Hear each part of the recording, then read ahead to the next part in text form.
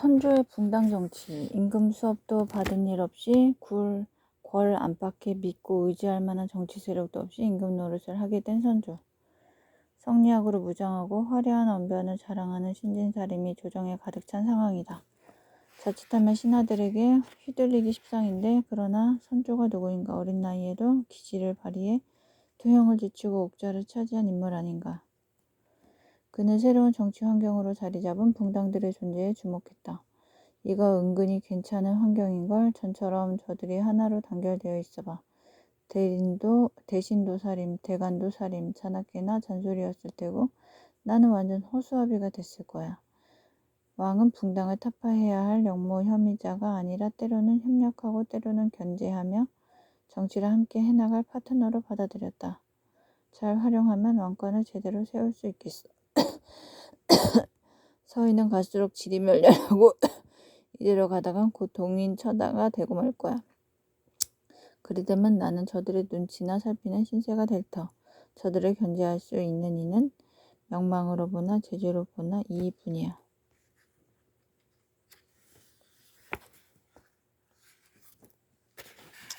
대사원, 대사관 직책에 주로 두던 이 일을 이조판서에 제수하더니 몇 달 뒤에 오찬성 다시 병조판서에 등용했다.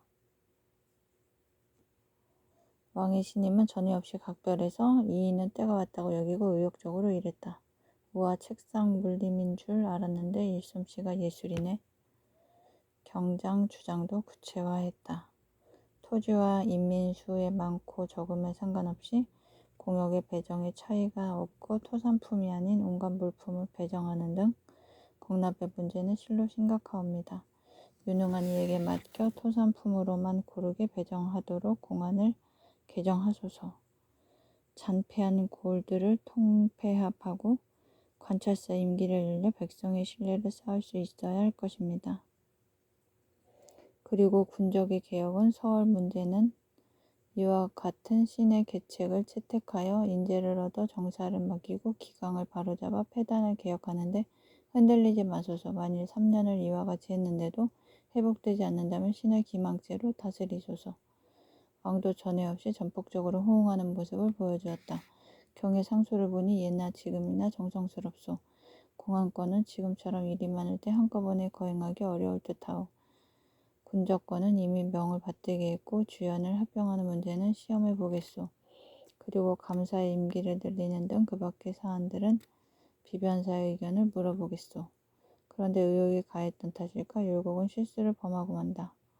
이즈음 북방 호인들이 국경을 침범하는 일이 잦았다.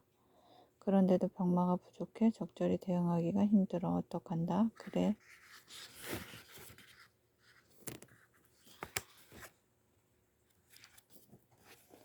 북방인들 중 나를 바치는 자에겐 군역을 면제해 준다고 하라. 예, 알겠습니다. 문제는 이 조치를 먼저 시행하고 나서야 보고한 것. 그리고 또 하루는 왕이 불렀는데 병이 있어 병조에만 들르고 승정원을 찾지 않았다. 동인 중심의 3사가 예제에 탄핵에 나섰다. 이 두 가지는 권세를 멋대로 한 죄이고 임금을 업신여긴 죄입니다. 결단코 용서할 수 없사옵니다. 그러하옵니다. 이야말로 나라를 그르칠 소인이옵니다.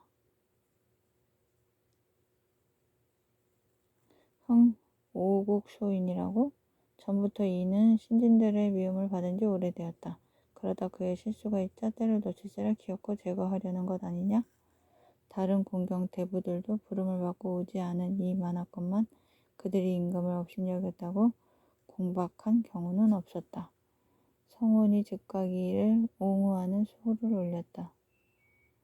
성운의 상소를 보니 충분히 격렬하여 간사무리에 간담이 서늘해질 것이다. 그러나 삼사는 물러서지 않았다. 대사관 송은계가 포문을 열었다. 이인은 원래 중으로 임금과 어버이를 버리고 인륜에 죄를 지었습니다. 급제 후엔 심의겸의 추천으로 청년의 길에 들어섰고 그와 신복관계를 맺었습니다. 의겸의 단점을 말하고 효원의 장점을 거론하며 지극히 공정한 척했으나 이는 세상과 전하를 속인 것입니다. 따지고 보면 그가 한 일들은 다 터놓고 지지하지는 않았으나 다의겸을 위한 것이옵니다. 박수는 입을 모아 이 일을 찬양하며 전하를 저기고 있고 성운도 박순동 등이 추천한 사람으로 이와는 고륙보다도 친분이 더 두터운 사람입니다. 이는 참으로 매국의 간물입니다. 이어 계속되는 3사의 공격. 그러나 이는 박순동과 사실상 심의겸의 당으로서 이에 대해 선조는 탄핵의 주도적인 이들을 유배하는 것으로 답했다. 대사관 송은계는 회령에, 박근원은 강계에, 허봉은 종성에 각각 유배하라.